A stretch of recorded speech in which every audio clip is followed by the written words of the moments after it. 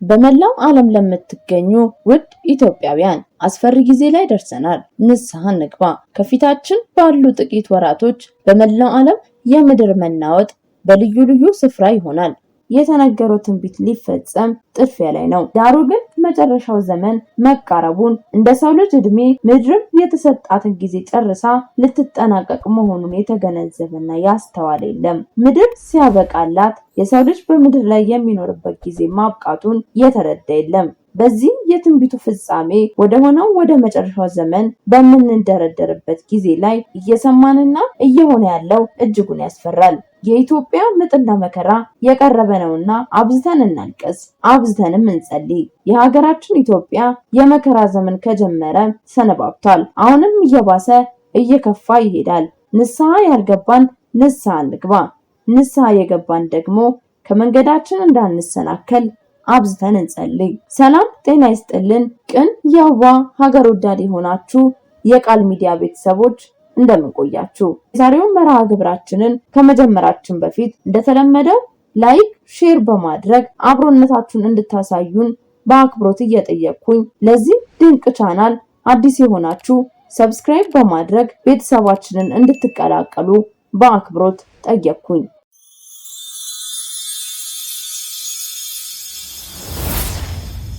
በመላው ዓለም ለምትገኙ ውድ ኢትዮጵያውያን አስፈሪ ጊዜ ላይ ደርሰናል። ንስሐ እንግባ።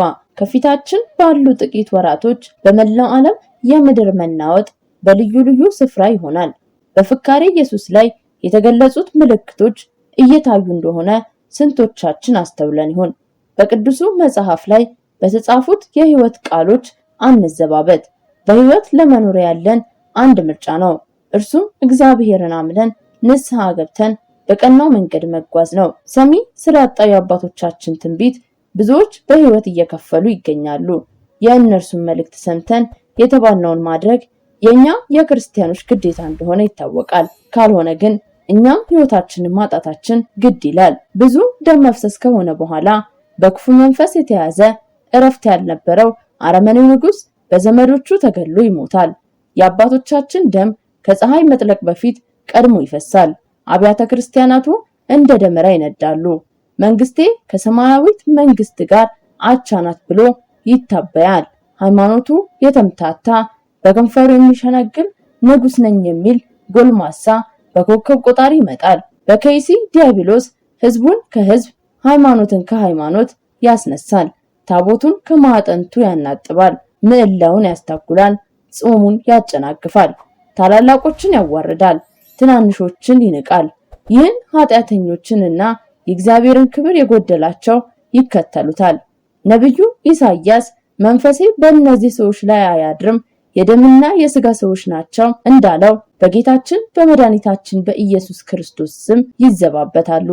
በጌታችን የተመሰረተች በደሙ የከበረችውን ቤተክርስቲያንን የሚያናውጹ እንደሚመጡ በነቢያት በአባቶች በትንቢት ሲነገር የቆየ ነገር ነው።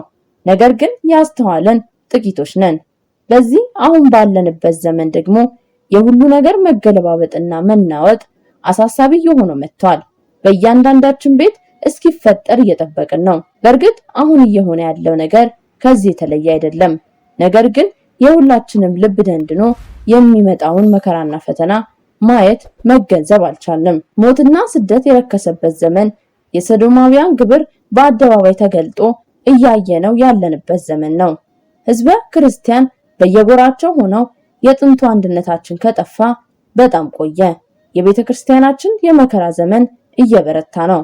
ነብዩ ሕዝቅያስ የእስራኤል ወገኖች ሆይ እናታችሁ ከባዕድ ጋር ሴሰነች እንዳለው ከአረብና ከሌሎች ሀገራት ጋር ተወዳጅቶ ግብረ ሰዶማውያንን ኢትዮጵያ ሀገራችን ውስጥ እያስፋፉ ይገኛሉ። ስራቸውን በዚሁ እንዳይቀጥሉ ሁላችንም በጸሎት ልባቸው እንዲመለስ እናም ከኃጢአት ጎዳና እንዲመለሱ በጸሎት ማሰባችን ግዴታ ነው። ካልሆነ ለኃጥአን የመጣ ለጻድቃን ይተርፋል የተባለው እኛው ላይ ተገበራል። የፍርድ ቀን ስለመቃረቡ በትንቢተ ሚልክያስ ላይ ምዕራፍ 3 ላይ እንዲህ ሲል ተጠቅሷል። እነሆ መልእክተኛዬን እልካለሁ፣ መንገዴንም በፊቴ ያስተካክላል። እናንተም የምትፈልጉት ጌታ በድንገት ወደ መቅደስ ይመጣል፣ የምትወዱትም የቃል ኪዳን መልእክተኛ እነሆ ይመጣል ይላል ሁሉን የሚችል እግዚአብሔር። ነገር ግን እርሱ እንደ አንጥረኛ እሳትና እንደ አጣቢ ሳሙና ነውና የሚመጣበት ቀን መታገስ የሚችል ማን ነው? እርሱስ በተገለጠ ጊዜ የሚቆም ማን ነው? እርሱም ብርቱና ወርቅን እንደሚያጣራ ሰው ይቀመጣል።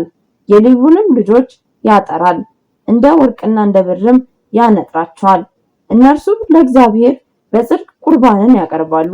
እነሆ እንደ ድሮ ዘመን እንደ ቀደሙት ዓመታት የይሁዳና የኢየሩሳሌም መስዋዕት እግዚአብሔር ደስ ያሰኘዋል። ለፍርድ ወደ እናንተ ቀርባለሁ፣ በመተተኞችና በአመንዝራዎች በስሜም በሐሰት በሚምሉ የምንደኛውን ደሞዝ የሚከለክሉ መበለቲቱንና ድሃ አደጉን የሚያስጨንቁ የመጻተኛውን ፍርድ የሚያጣም እኔንም በማይፈሩ በእነዚህ ላይ ምስክር ሆንባቸዋለሁ ይላል ሁሉን የሚችል እግዚአብሔር።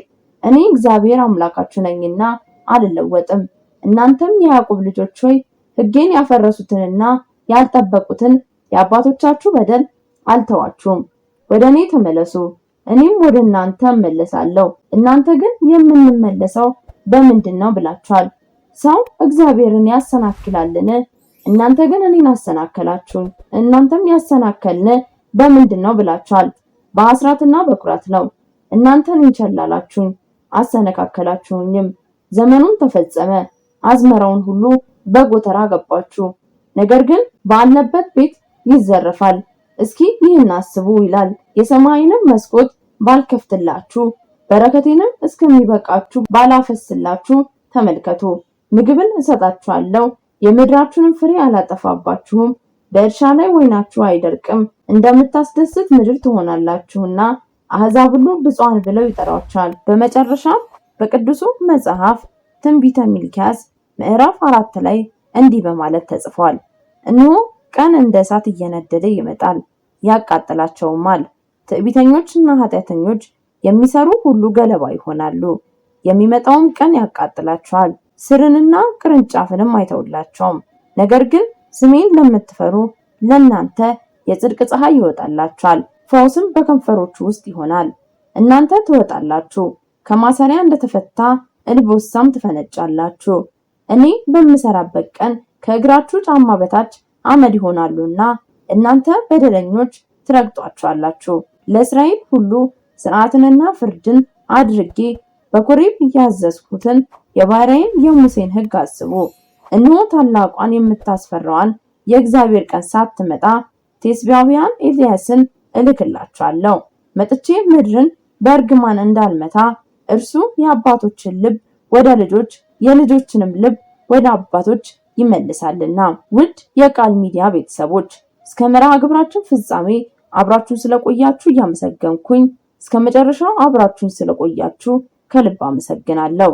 ይህን ቪዲዮ ለሁሉም እንዲደርስ ሼር በማድረግ አብሮነታችሁን እንድታሳዩኝ በትህትና እየጠየቅኩኝ ሰናይ ጊዜን ተመኘው ከቃል ሚዲያ።